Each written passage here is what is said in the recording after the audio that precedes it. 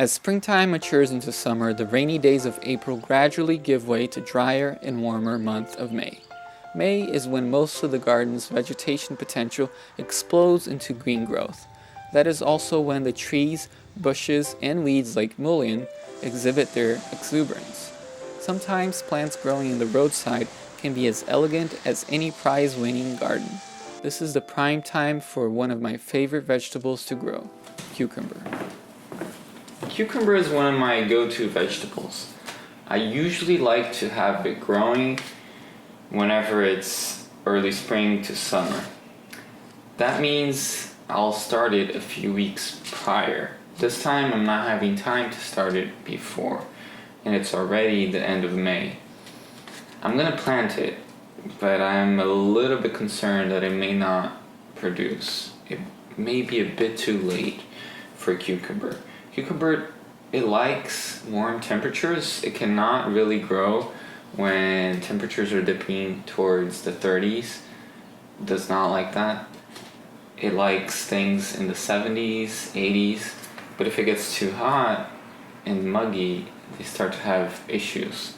They'll tolerate, as far as I know, a dry and warm situation where it's actually hot, but they don't like very humid and muggy weather. They get diseases, fungal diseases, and then just die. So I'm planting this one, having faith that I'll get something, and I have a spot that I'm thinking of direct seeding it, which makes sense. Direct seeding is always a gamble, especially if not done at the correct time. But because I was a bit delayed establishing my vegetable garden this first season, growing in a new place, I still wanted to take my chances. Worst case scenario, I would have exactly what I had now, no cucumbers. I didn't have much to lose except for a few seeds. I will plant the cucumber right here where the arugula is growing. It has bolted, and it bolted pretty quickly. I think it's because of how much daylight we're getting. So maybe the equinox theory does make sense. We'll see. I'll plant it right amongst where I already cut it. I did cut it to see if it would work as a cut and come again green, but I'm not too hopeful that it will. So dropping the cucumber seeds amongst it could potentially let them grow to a size before I clear cut everything. At least that's my theory. We'll see if it works. I'll definitely overplant, and I'll probably have to thin. And my plan is to train them up so they don't shade all the kale. It's a bit ambitious. In past videos, I have compared cucumbers to cats. They can be as temperamental as their counterpart felines. They don't like being coaxed too much, especially if not on their terms. They do prefer to be direct sown without being bothered too much. Sometimes, if left to their own devices, they prosper, and as you look away, they produce a bounty of fruit. Other times, they faint just by someone looking at them funny. In my last place, I had gotten used to growing this white cucumber and the lemon cucumber, knowing their favorite sunny spots and the right time to plant them. Here in this new place, starting from scratch, I would have to learn these things again. Generally, cucumbers should be planted out in the end of April, beginning of May. Starting them at the end of May, beginning of June was pushing it. The main reason why I'm doing this sort of unorthodox method is to save space. I'm having to plant very intensively because I can only grow the plants that groundhogs love to eat inside of these cages. So I'm sort of limited, and if I don't plant the cucumbers now, I really am not going to have any cucumbers at all. So, since I haven't grown that many other of these boxes, I have to do what I can to use the ones I have to their most, and it's just another method of bio-intensive gardening that's really bio-intensive. Of course, my plan was to slowly add more of these protected raised beds so I could expand my growing space, in addition to other simple beds to hold the other plants animals tend to not bother, like tomatoes, potatoes, leeks, and herbs. I could eventually get away with growing vines like cucumbers outside, as long as I protected the bottom of the plant and trained them to grow upwards, like I had done successfully in my last garden. I'll be back right after this commercial. I've got to say that sometimes, looking at how well wild plants and weeds grow, I wonder why domesticated plants could not have the same vigor and be as trouble-free. I saw earlier this morning that the cucumber I direct seeded amongst the arugula has not sprouted yet, at least I didn't find it. And that has worried me a bit. If I want to have any kind of cucumber harvest, I should have had them sprouting and growing by now.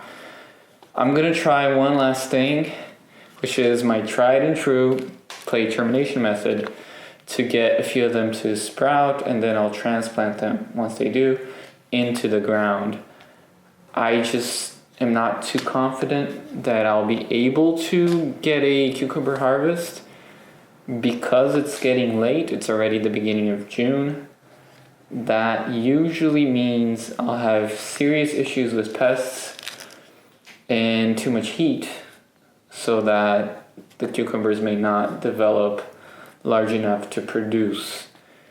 Technically it's still possible, but it's a narrow window, at least if I don't want to do sprays and other more complicated pest management routines.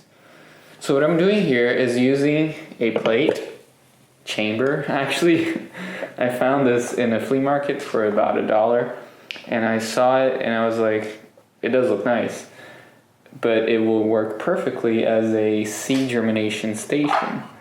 And that way I don't have to use plastic anymore. Even if I were using recycled Ziploc bags, eventually they do wear down or get holes in them so that I can't use them anymore. And I'm just trying to transition into things that are being discarded by others that don't hold much value, like all this fine china. And they work perfectly for my purposes to replicate things and make seeds germinate, things like that. Any lidded container you may have at home should work. The concept is the same as using a Ziploc, although I have noticed that not having an airtight seal may help things not mold as quickly. Just remember to use a piece of soft paper napkin or tissue paper to hold on to the water. It should be thoroughly wet. Using strong paper towels may cause emerging seed roots to entangle themselves into the fiber, causing damage to the root later on as you attempt to remove them. Also, make sure to spread seeds evenly so that future roots don't entangle together as they grow. And that's it. I will have to wait a few days. Hopefully it can start germinating in 2 to 3 days. That's my usual estimate. I'm not putting it in any special place because this house doesn't have air conditioning, and the temperature has been basically stable around 75 degrees to sometimes even 80s, and that means it's perfect weather for the seeds to germinate, and being inside of a closed container that retains the moisture should make it germinate quickly. And we'll see if the seed is good, because what if the seed is bad? And that's why it didn't germinate outside. But it's possible that outside it wasn't able to grow out of the mulch, and maybe it rotted. It's a possibility. Another possibility is that it was eaten by some kind of critter. I don't know. We'll rule out those things if we're able to later on transplant them and they grow. But if they don't even grow now, I know then that I just got a bad batch of seed, which is very unlikely for seeds that you buy for the year that you're growing. If you're using older seed, this technique will save you from wasting time and space trying to grow non-viable seed. The window of time for me to grow cucumber was closing in. Soon enough, it would be too hot for the vines to prosper, and late June and July also marks the arrival of the cucumber beetles that can be hard to control and transmit diseases that decimate the cucumber vines. In any case, I felt I could still try it out. Hopefully the cucumbers would be inspired by the exuberance and strength of the roadside weeds like the mullein. If only they were suggestionable like that.